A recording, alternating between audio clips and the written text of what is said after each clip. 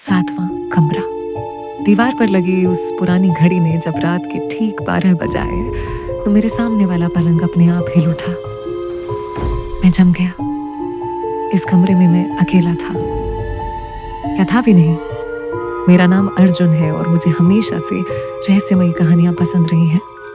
लेकिन जो कुछ उस हफ्ते हुआ वो मेरे लिए एक डरावना सच बन गया। सब कुछ शुरू हुआ उस अजीब से विज्ञापन से जो मुझे ऑनलाइन दिखा। छुट्टियां बिताने का शानदार मौका, शांत पहाड़ी बंगला, बिल्कुल फ्री। बस कुछ दिन वहां रहकर उसकी रिपोर्ट देनी है। नौकरी छूटने के बाद ये ऑफर मेरे लिए वरदान था। मैंने तुरंत हाँ कह दी। एक हफ्ते बाद मैं नेचर व्यू नाम के उस बंगले के सामने खड़ा था। जगह सुंदर थी लेकिन कुछ अजीब सी लग रही थी। आसपास कोई दूसरा घर नहीं, बस घना जंगल और सन्नाटा। चाबी मैनेजर ने डाक से भेजी थी। मैंने मुख्य दरवाजा खोला। अंदर सब कुछ साफ और नया था, मगर हवा में बासीपन और नमी की गंध थी। बंगले में 7 कमरे थे। 6 कमरे बिल्कुल सामान्य लगे, लेकिन 7वां कमरा जो गलियारे के आखिर में था, उसका दरवाजा अलग था। लकड़ी का पुराना भारी दरवाजा जिसमें एक छोटी सी खिड़की थी, वो भी काली शीशे से ढकी हुई। पहले 2 दिन सब ठीक रहा। मैं आराम से रहा, किताबें पढ़ी, टहलने गया। तीसरी रात मैं देर तक जागकर फिल्म देख रहा था। रात के करीब 1:30 बजे होंगे जब मुझे लगा कि कोई दरवाजा खटखटा रहा है। मैंने सोचा शायद हवा का झोंका है, लेकिन आवाज बार बार आ रही थी, टन टन टन। दिल धक धक करने लगा। मैंने धीरे से लिविंग रूम का दरवाजा खोला। बाहर कोई नहीं था, लेकिन आवाज बंद नहीं हुई।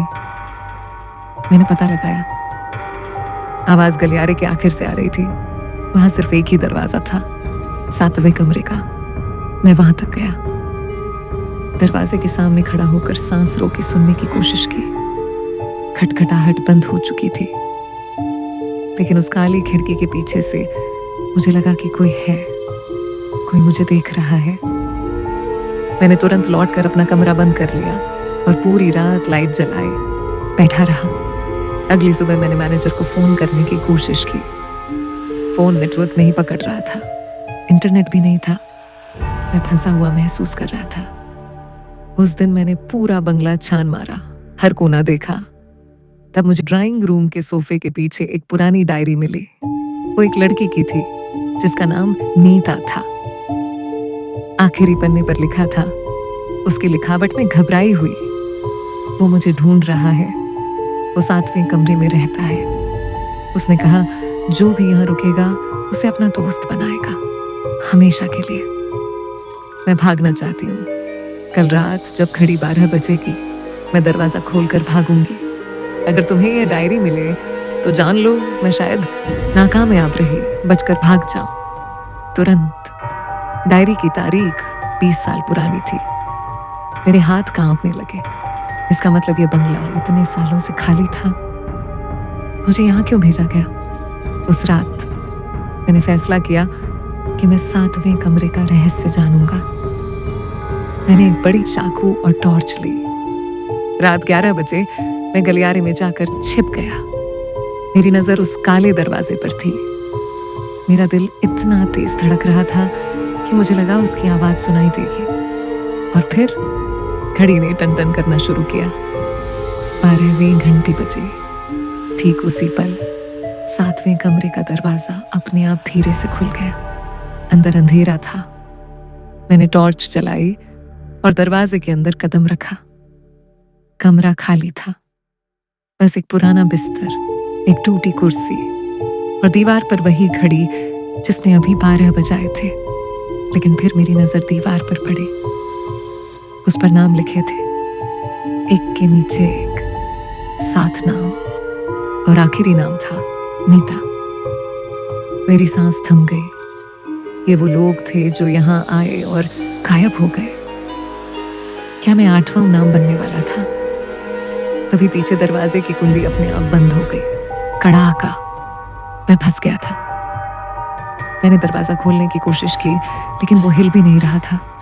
और फिर मैंने एक आवाज सुनी, एक फुसफुसाहट जो कमरे में हर तरफ से आ रही थी, जैसे दीवारें बोल रही हों, तुम आ गए, अब तुम हमारे साथ रहोगे।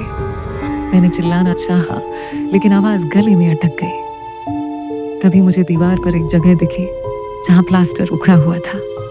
उसके पीछे लकड़ी का एक तख्ता था। मैंने उसे जोर से खींचा, वो हिला और नीचे गिर गया।